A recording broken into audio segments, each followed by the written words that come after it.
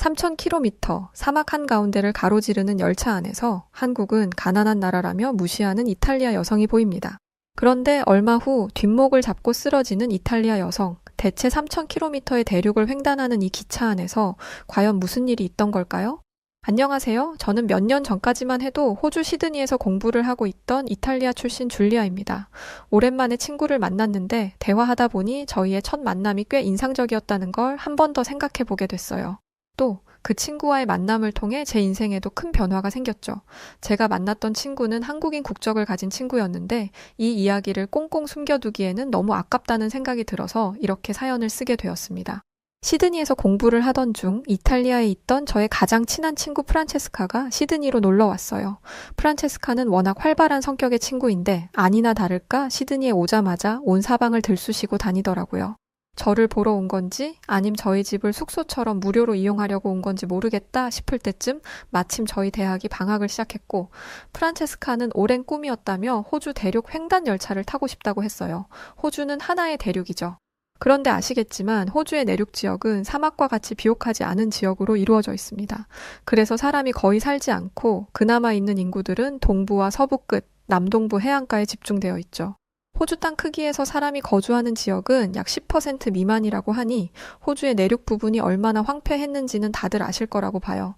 그리고 사람들이 안 살다 보니 인프라도 없죠. 이렇다 보니 호주의 동쪽에 있는 시드니와 서쪽에 있는 퍼스를 이어주는 횡단 열차는 3박 4일 일정이나 되고 매우 척박한 곳을 지나게 됩니다. 이 열차를 타서 볼 수 있는 거라고는 사막, 돌, 흙 정도밖에 없을 것이기에 저는 가고 싶지 않았어요. 그런데 제발 가자고 사정사정 하더라고요. 그래도 멀리서 온 친구고 저와 가장 가까운 존재이다 보니 눈 딱 감고 가려는데 문제가 있었습니다. 제가 간다고 하자마자 다른 친구도 같이 가는데 괜찮냐는 거예요. 저는 원체 낯도 많이 가리는 터라 모르는 사람과 함께 있는 게 불편합니다. 게다가 제 마음을 가장 불편하게 만든 건 같이 갈 거라는 친구가 한국인이라는 사실이었어요. 모르는 사람이랑 있는 것도 껄끄러운데 전혀 관련도 없고 관심도 없는 한국이라는 나라에서 온 사람과 3박 4일이나 있어야 한다니 진짜 싫더라고요. 이럴 거면 안 간다고 하고 표까지 취소하려고 하는데 취소 수수료가 너무 심해서 도저히 안 갈 수가 없었습니다. 저희와 함께 가게 된 한국인은 혜주라는 이름의 여자애였는데 호주에서 워킹 홀리데이를 하는 중이라고 했어요. 말 그대로 호주에서 일을 하는 사람들을 뜻하는 말인데 이 말을 듣자마자 기분이 더 안 좋아지더라고요. 프란체스카의 귀에 대고 워킹 홀리데이 하는 애라고는 말 안 했잖아 라고 핀잔을 주기도 했죠. 프란체스카는 그게 뭐 어때서 그러냐는 말을 했지만 이건 이탈리아에서 살고 있기 때문에 하는 말입니다. 저는 호주에서 일하는 외국인들에게 결코 좋은 감정을 가지고 있지 않아요. 물론 정식으로 회사에 입사해서 일하는 사람들은 괜찮지만 워킹 홀리데이를 온 사람들은 꺼려집니다. 이유는 생활 습관과 매너가 너무 별로였기 때문이었어요. 시드니에는 중국인들이 굉장히 많습니다. 중국은 아시아에서 가장 큰 나라잖아요. 그리고 큰 만큼 힘도 강하죠. 크고 힘이 센 나라 하면 미국인데 미국은 선진국입니다. 그래서 중국도 그렇다고 생각했어요. 그런데 선진국은 개뿔. 제가 본 중국인들은 전부 최악이었습니다. 한 번은 시드니에 있는 차이나타운을 갔는데 시장에 갔었어요. 거의 모든 사람들이 중국계 사람이더라고요. 차이나타운에 간 건 중국에서 일하러 왔다는 친구를 따라간 거였는데 시장에 들어가자마자 제가 제일 먼저 한 건 귀를 틀어막는 거였습니다. 아무리 시장에 사람이 많아도 그렇지 소리를 땡땡 지르면서 호객행위를 하는데 정말 못 들어주겠더라고요. 그 와중에 중국 친구는 정겹고 고향에 온 것 같다며 속 편한 소리를 하고 있었습니다. 그 친구도 목소리가 좀 큰 편이기는 했는데 가끔 시끄럽다고 생각하기는 했어요. 그런데 다른 중국인들에 비하면 세 발에 피더라고요. 그리고 시장에는 하수도로 물이 흘러가게 하는 배수시설이 있잖아요. 저는 제가 그 배수시설에 트라우마를 가지게 될 줄 상상도 못했습니다. 웬 아줌마 한 명이 등을 보이고 쭈그려 앉아 있더라고요. 사람들 다 다니는 통로에 그러고 있길래 뭐 하는 건가 싶어서 봤는데 진짜 다시 생각을 꺼내게 돼서 너무 끔찍한데요. 그 아줌마는 자기 몸통 사이에 어린 여자애를 끼우고 소변을 보게 하고 있었습니다. 저는 제 눈을 의심했어요. 아이를 저런 식으로 안고 소변을 보게 한다는 것도 몰랐을 뿐더러 사람들이 다 다니는 공적인 공간에서 저런 행동을 한다는 게 제 상식선에서는 이해가 안 됐습니다. 그렇잖아요. 시장 한가운데에서 애 소변 보는 걸 볼 거라고 누가 예상이나 했겠어요.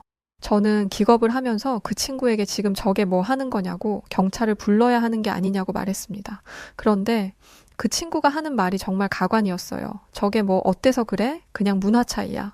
저런 모습을 보는 게 껄끄러우면 그냥 안 보면 되지. 왜 그래? 너 되게 예민하다. 아니, 이 상황을 이상하다고 하는 게 예민한 건가요? 제가 계속해서 이해를 못하는 반응을 하자 그 친구는 저를 인종차별주의자, 남의 문화를 인정하지 않는 백인 우월주의자로 취급하기 시작했습니다. 결국 저는 그렇게 대단한 문화, 신경 끌 테니까 영원히 소중하게 지켜라 라고 생각하며 신경을 껐습니다.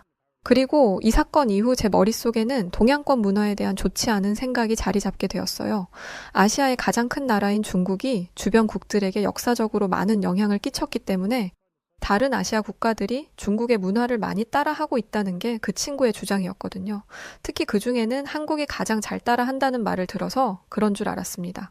그렇게 당하고도 중국을 믿었냐 물으실 수도 있겠지만, 네, 그렇습니다. 제 견문이 좁아서 그랬던 게 부끄럽지만 솔직하게 인정할게요. 설명이 길었네요. 여하튼 이렇다 보니 저는 한국인 친구와 여행을 가는 게 꺼려졌습니다. 프란체스카에게 이 얘기를 해봤자 혜주는 안 그래, 너도 지내다 보면 알 거야 라고 말할 게 뻔했어요. 그래서 그냥 꾹 참기로 했습니다. 고작 3박 4일이니까요. 굳이 말 안 걸고 적당히 있다가 내리자마자 헤어지면 될 거라고 생각했죠. 그런데 지내다 보니까 마음에 안 들어하는 게 티가 안 날 수가 없겠더라고요. 저도 제가 이렇게 유치한 사람인지 몰랐습니다. 그 중국인 친구 때문인지 저는 혜주가 너무 마음에 안 들었어요. 저희가 탄 호주 대륙 횡단 열차는 숙식을 열차 안에서 해결합니다. 그래서 식사를 하러 레스토랑에 갔는데 혜주가 가방에서 주섬주섬 뭘 꺼내더라고요. 그건 바로 젓가락이었어요.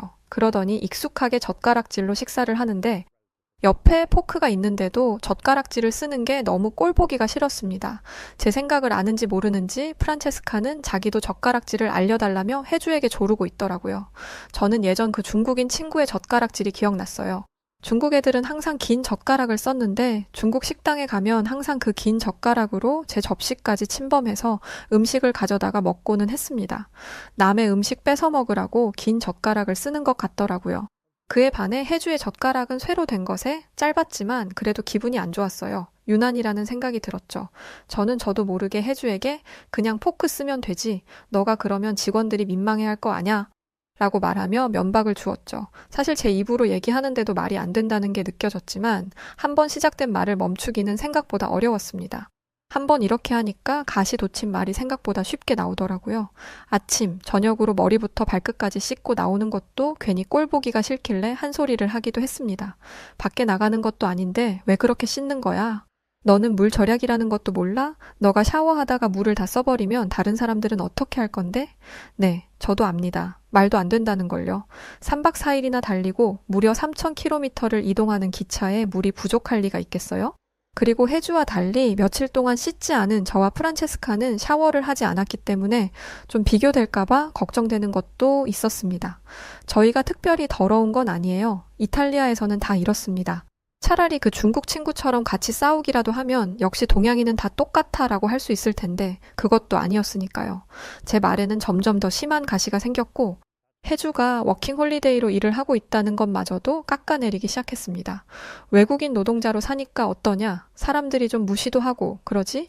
외국에서 유학생으로 온 애들을 보면 어때? 너는 바닥 청소나 하면서 돈 벌고 있는데 유학생들은 커피 들고 카페에서 공부하잖아. 확실히 부럽지?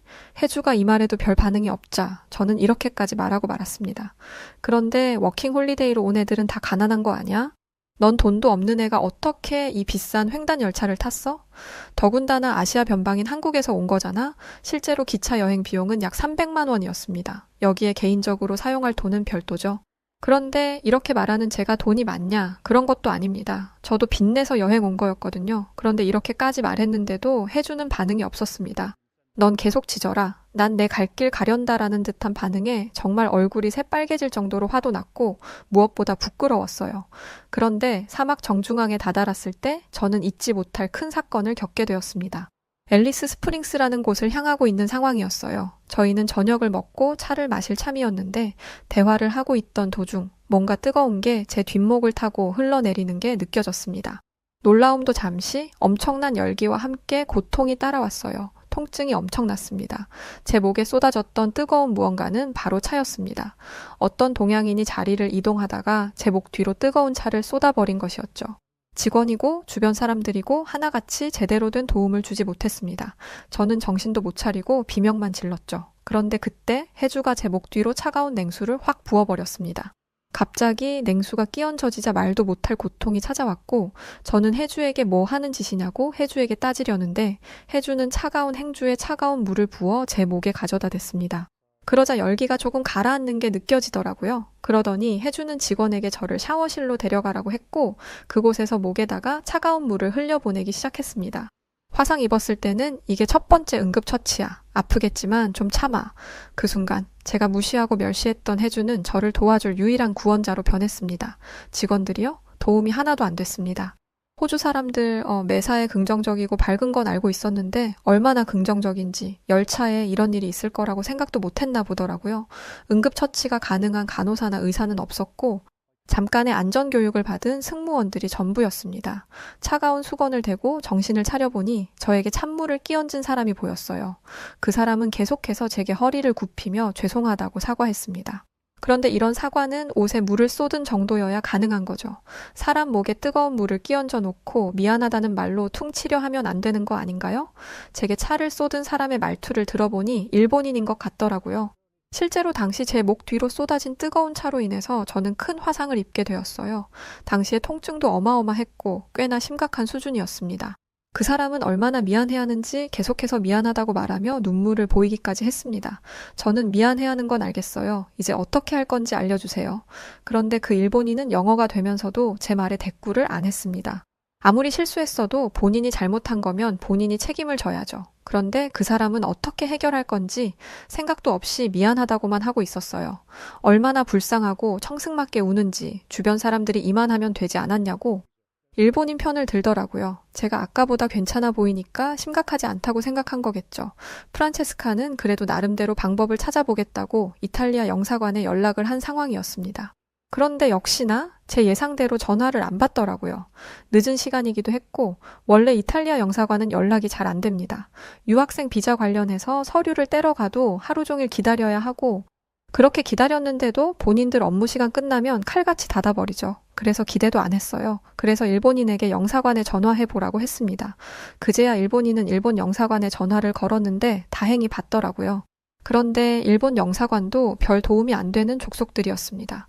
지금 저희가 위치한 곳을 이야기하면서 상황을 설명했는데 앨리스 스프링스라는 곳을 검색조차 못하더라고요. 지금 인터넷이 좀 느려서 검색이 안 되는데 잠시 기다려줄 수 있겠냐면서요. 지금 제 목은 불타고 있고 응급처치를 해줄 만한 사람이 없는데도 제 목에 차를 쏟은 일본인은 여유롭게 그럼요, 기다릴 수 있죠. 천천히 하세요라며 침착함과 젠틀함을 유지하고 있었습니다.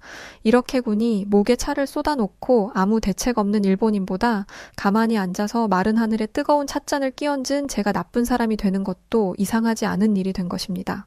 기차 승무원에게 지금 당장 내려서 병원에 갈 수 없겠느냐고 물었지만 승무원은 그럴 수 없고 무조건 다음 역에서 내려야 하고 내리면 거기서 병원을 가야 하는데 대륙정 중앙이다 보니 병원에 갈 수 있을지도 모르겠다고 말했습니다. 솔직히 조금 진정시키니까 피부가 좀 나아지길래 버틸 수 있을 거라고 생각했어요. 그런데 얼마 지나지 않아서 통증이 시작됐습니다. 저는 학교에서 배웠던 지식을 떠올렸어요. 화상을 입으면 감염이 가장 위험하다는 걸 말이죠. 제때 치료하지 않아서 피부 조직이 괴사한다는데 여기서 치료가 늦어지면 회생이 안 될 거라 생각했습니다. 더군다나 목 뒤쪽과 등으로 이어지는 화상이었기에 열차에 많은 사람들이 있었음에도 저는 상의를 벗고 수치스럽게 맨몸으로 가슴만 가린 채 통증을 버텨야 했습니다. 저희 열차가 퍼스까지 가려면 24시간도 훨씬 넘게 남았는데 퍼스까지 가서 병원에 간다는 건 말도 안 됐어요. 그리고 그렇다고 중간에 내려서 병원을 찾아간다? 피부를 다 도려내도 이상하지 않을 거라 생각했습니다. 그런데 그때 제 유일한 구원자 해주가 나타났습니다. 해주는 지금 뭐 하는 거냐며 양손에 약봉투와 응급키트를 들고 왔죠. 혹시 더 큰 문제가 생길까봐 사용하지는 못하겠지만 혹시 모를 상황을 대비해서 가져온 거라면서요. 그것도 직원들이 어디에 있는지 정확히 몰라서 해주가 온 열차를 이 잡듯이 뒤진 거라고 했습니다. 그리고 해주가 가져온 건 응급키트가 다가 아니었어요. 바로 한국 영사관과 연락이 되었다는 소식이었죠. 당황했습니다. 사고 당한 건 이탈리아인이고 사고 친 건 일본인인데 왜 한국 영사관이 개입한 건가 싶었죠. 그런데 뭐라도 연락이 되는 게 얼마나 감사한지 저는 깊은 안도의 한숨을 내뱉으며 고개를 끄덕였습니다. 혜주는 전파가 잘 안 되는 상황에서 영사관과 통화를 하기 위해 기차 이곳저곳을 다니며 전파를 잡으려고 노력했습니다. 그리고 영사관으로부터 도움을 주겠다는 답을 받아냈어요. 그 와중에 이탈리아 영사관과도 통화가 됐는데 아주 불친절한 태도를 보이더라고요. 지금 업무 시간 지났습니다. 이렇게 계속 연락하시면 안 돼요. 사람이 다쳤어요. 자국민이 외국에서 다쳤는데 업무 시간이 중요한가요? 아, 어디서 다치셨는데요? 지금 여기 호주 앨리스 스프링스예요. 예? 거기가 어딥니까? 그러더니 알아서 검색을 해봤나 봐요. 사막 한복판이라는 걸 알자 영사관 직원은 여기는 저희도 어떻게 못 갑니다. 지금 출발해도 이미 떠나 있겠네요. 죄송합니다. 이게 모국 이탈리아의 태도였습니다. 앨리스 스프링스가 사막이기는 합니다. 울룰루 가타추타 국립공원이라는 곳이 있는데 정말 자연 그 자체예요. 그래서 오기 힘들 거 압니다. 그런데 아무 방법도 찾지 않는 건 좀 아니잖아요. 그런데 한국 영사관은 달랐습니다. 침착하게 상황 파악을 하면서 제 상처 부위와 부상 정도를 묻더니 가장 가까운 곳에 진료를 받을 수 있는 곳이 있는지 알아봐 주더라고요. 역시 다른 나라 영사관과 마찬가지로 병원은 없다는 대답이 돌아왔습니다. 낭패라는 생각이 들던 그때 다음 정차역에서 내릴 수 있겠냐는 말을 하더라고요. 그곳으로 도움을 줄 수 있는 사람을 보내겠다는 것이었습니다. 모두가 의아했어요. 승무원조차도 거기서 내리면 아무 데도 못 간다며 그냥 끝까지 가서 병원을 가라고 하더라고요. 저도 걱정됐습니다. 괜히 거기서 조난이라도 당하면 그건 정말 재앙입니다. 그런데 혜주와 한국 영사관은 달랐어요. 아주 확신에 차 있었습니다. 한국 영사관은 걱정 마세요. 도움을 줄 사람을 미리 보내겠습니다. 그분이 병원까지 모시고 갈 거예요. 라고 말했고 목의 통증이 점점 심해진 저는 믿져야 본전이라는 마음으로 그러겠다 말했습니다. 영원 같았던 시간이 흐르고 저는 다음 정차역에서 내리기로 했어요. 제 짐은 프란체스카가 대신 싸줬죠. 그런데 프란체스카의 짐은 그대로더라고요. 저는 프란체스카 때문에 시작한 여행이기도 하고 여행 중에 생긴 문제이니 당연히 함께 내릴 거라고 생각했습니다. 친구잖아요. 그런데 프란체스카는 미안, 나 퍼스에서 만날 친구가 생겼어. 그래서 너랑 같이 못 갈 것 같아. 라고 우물쭈물 거리더라고요. 프란체스카는 제가 퍼스에 도착한 후에 제대로 놀지 못할 거라는 생각이 들자 자신과 놀아줄 다른 사람을 어플로 구한 것이었습니다. 정말 배신감이 이만저만이 아니었어요. 저 혼자 한국 대사관에서 보내준 사람을 만나야 하는데 제가 이탈리아인이라는 걸 안 한국인이 저를 도와주지 않을 수도 있는 거잖아요. 이 무서운 상황을 혼자 헤쳐나가야 한다는 게 두려웠습니다. 그런데 옆을 보니 혜주가 짐을 싸고 있었어요. 뭘 하는 거냐고 물으니 무슨 그런 걸 묻냐는 듯이 같이 가야지 라고 하더라고요. 평생의 친구라고 믿었던 친구도 나를 버리고 떠나는데 만난 지 며칠 되지도 않았고 며칠째 저의 나쁜 말과 날카로운 말들을 들으며 참아온 사람이 절 위해 여행도 포기하고 시간도 버려가며 동행해 준다는 게 믿기지 않았습니다. 끝까지 도와주지 않을 거였으면 나서지도 않았어. 저는 순간 눈물이 터져 나왔고 눈물을 훌쩍이며 정차역에 내렸습니다. 정말 하늘이 도우셨죠. 정차역에는 정말 한국 영사관에서 보낸 사람이 나와 있었어요. 영사관 직원은 아닌 것 같았고 주변에 거주 중인 한인분이셨습니다. 이 사막을 뚫고 저를 데리러 와주신 거였는데 정말 머리 뒤에서 광채가 나는 것 같더라고요. 그리고 저를 데리러 온 사람은 한 명이 아니었어요. 다른 분도 계셨는데 저를 보자마자 제 상처 부위부터 보시더라고요. 그러고는 차로 데리고 가서 소독 및 필요한 응급처치를 해주기 시작하셨습니다. 의학에 관한 지식이 없는 저에게도 너무 능숙하게 느껴져서 뭐 하시는 분인가 했는데 한인 간호사분이었어요. 두 분 다 일반인이었던 거죠. 국가기관에 속해 있는 분들도 아니었고 정말 생판 모르는 저를 위해 도움을 주러 온 사람들이었습니다. 게다가 두 분은 서로 아는 사이도 아니었어요. 한인들이 쓰는 커뮤니티가 있는데 거기에 상황을 올렸더니 방금 퇴근한 간호사분이 집에도 못 가고 저를 도우러 와주신 거였어요. 그런데 걱정이 있었습니다. 이탈리아 대사관과 마지막으로 통화하고 온 일본 대사관은 앨리스 스프링스에 마땅한 병원이 없을 거라고 했었어요. 그런데 참 웃기고들 있던 거였죠. 병원이 없기는 무슨, 병원이 있어서 무사히 치료받았습니다. 사막 한가운데라고 하니 제대로 알아보지도 않고 대충 없다고 둘러댄 거였어요. 물론 큰 병원은 아니었던지라 치료의 한계는 있었지만 감염이라든지 다른 문제로부터는 자유로워질 수 있었어요. 저는 이 모든 상황을 기적이 아니고서는 설명할 수 없다고 생각했습니다. 그리고 그 기적의 배경에는 혜주가 있다는 걸 인정할 수밖에 없었죠. 저는 혜주에게 사과와 감사의 인사를 함께 건넸습니다. 내가 그렇게 못되게 굴었는데도 나를 이렇게 도와주다니 정말 미안하고 고마워. 너처럼 좋은 친구를 이유도 없이 무시했던 내가 너무 부끄러워. 정말 미안해. 그리고 진짜 너무 고마워. 그러면서 저 때문에 여행을 망친 해주의 기차표 금액을 돌려주려고 했어요. 또 돌아갈 수 있는 비행기표도 제가 예매하려고 했죠. 일본인 승객에게 전화번호를 받아오기는 했지만 제대로 돌려받을 수 있을지 확실치 않았기 때문에 통장의 잔고가 텅 비어버릴 것 같았어요. 말씀드렸듯이 저도 빚내서 유학 온 유학생이었고 기차 여행 비용만 300만 원에 비행기 값은 60만 원 정도 했습니다. 저도 돌아가야 하니 추가로 60만 원이 더 드는 거죠. 게다가 이미 탑승했던 기차권은 날아갔으니 여행 한 번에 거의 800만 원을 쓰게 되는 꼴이었습니다. 그런데 해주는 고개를 가로저으며 필요 없다는 말을 했어요.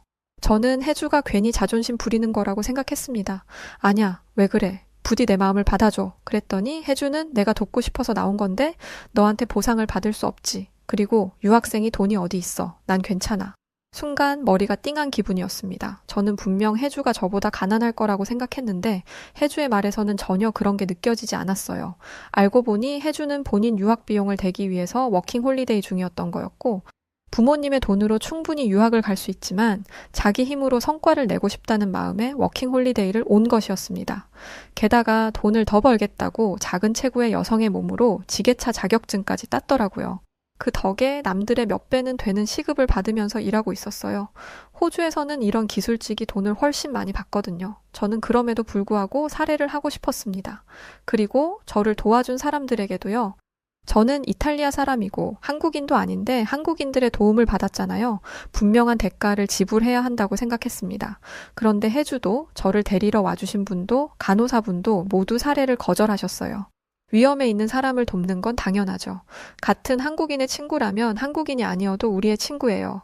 그럼요. 외국에서 혼자 아프면 얼마나 외롭고 힘든데요. 도울 수 있어서 오히려 제가 더 감사했어요. 세상에 이렇게 따뜻한 사람들이 있다니 어릴 때 봤던 삼류 영화에서나 이런 일이 있을 줄 알았어요. 그 정도로 비현실적이고 억지스러운 상황이라고 생각했습니다. 그런데 이게 현실로 가능한 일이더라고요. 게다가 그분들은 저와 해주를 집에 머물게 해주시고 저희가 돌아갈 때까지 살뜰히 보살펴 주셨습니다. 그때 처음 알게 된 건데 시드니에 차이나타운이 있었던 것처럼 그곳엔 한인타운은 아니더라도 한인들이 모여서 사는 곳들이 있었어요. 저희가 큰일을 겪었다는 소문이 들었는지 저희가 머물던 집 주변에 사람들이 몰려들었습니다. 그러면서 저에게 자꾸 뭘 주시는데 그중 하나는 약이었어요. 본인 딸이 피부가 너무 약하고 쉽게 짓물러서 한국에서 구해온 약인데 약국에서 파는 약이니까 꾸준히 잘 바르라면서요. 저도 유학생이라 잘 아는데 본국에서 이런 약을 구해오는 게 쉬운 일이 아닙니다. 그런데 그걸 선뜻 몇 개나 주시는 게 너무 감동이었어요. 게다가 호주 병원비, 약값이 너무 비싸서 약 사는 것도 부담이었는데 처방받은 약보다 좋은 연고를 얻을 수 있었던 건 행운이었죠. 저희를 데리러 와주셨던 한 한국인 아저씨는 저희가 돌아가는 날에도 함께 해주셨습니다. 비행기를 타는 것까지 봐야 마음이 편할 것 같다면서요. 저는 대체 이게 어떻게 가능한 건지 알아봤습니다. 알고 보니 한국 영사관은 각 지역별 한인들의 연락처를 가지고 있더라고요. 만약 그 주변에서 문제가 생기면 최대한 빠르게 도움을 받기 위해서였죠. 그런데 그 연락처를 알고 있더라도 한국인들이 서로서로 도울 거라는 확신이 있어야 하는 거잖아요. 그런데 한국인들 사이에서는 어려운 이웃을 당연히 도와야 한다는 마인드가 깔려 있었습니다. 진짜 너무 부러웠어요. 프란체스카에게 배신당한 후라서 그런지 한인 무리에 끼고 싶은 마음이 간절해졌습니다. 또한 중국인의 모습만 보고 해주를 무시하고 미워했던 스스로가 부끄러워졌습니다. 제가 얼마나 한심한 인간인지 반성하게 되더라고요. 저는 이 일을 계기로 해주와 아주 가까워졌는데 해주 덕에 한인분들과 친해지기도 하고 한국어 공부도 시작했습니다. 해주를 따라 한국에 따라가 보기도 했는데 한국에 가자마자 저는 확신했어요. 여기가 내가 살 곳이다라는 걸 깨달았거든요. 저는 한국어 공부에 박차를 가했고 시드니에서 다니던 대학을 그만두고 한국으로 대학을 옮길 준비를 했습니다. 그렇게 몇 년이 흐른 지금 저는 한국에서의 졸업을 앞두고 있습니다. 대학원까지 마쳤어요. 이제 곧 졸업이니 일자리를 구해야 하는데 이탈리아에 돌아간다면 바로 직장을 잡을 수 있겠지만 한국에서 일자리를 찾아보려고 합니다. 가능하면 귀화도 하고 싶어요. 저를 따뜻하게 대해주고 한 가족처럼 저를 맞이해준 한국인들과 진정으로 한 가족이 되고 싶거든요. 그나저나 한국 귀화 시험 정말 어렵다는데 잘할 수 있겠죠? 꼭 대한민국의 국민이 되어서 자랑스럽게 한국인이라고 외칠 그날이 오길 기대합니다. 네, 오늘 사연은 여기까지입니다. 와, 저는 3,000km씩이나 달리는 열차가 있다는 것에 놀랐네요. 그리고 전 세계 곳곳에 계시는 우리 대한민국 분들이 선한 영향력을 보여주셔서 너무 감동했어요. 저도 같은 대한민국 국민으로서 최선을 다해 한인 여러분들이 보여주신 것처럼 남을 배려하고 도우며 사는 여우튜브가 되겠습니다. 자, 그럼 오늘 사연 어떠셨나요? 사연이 즐거우셨다면 구독과 좋아요 부탁드립니다.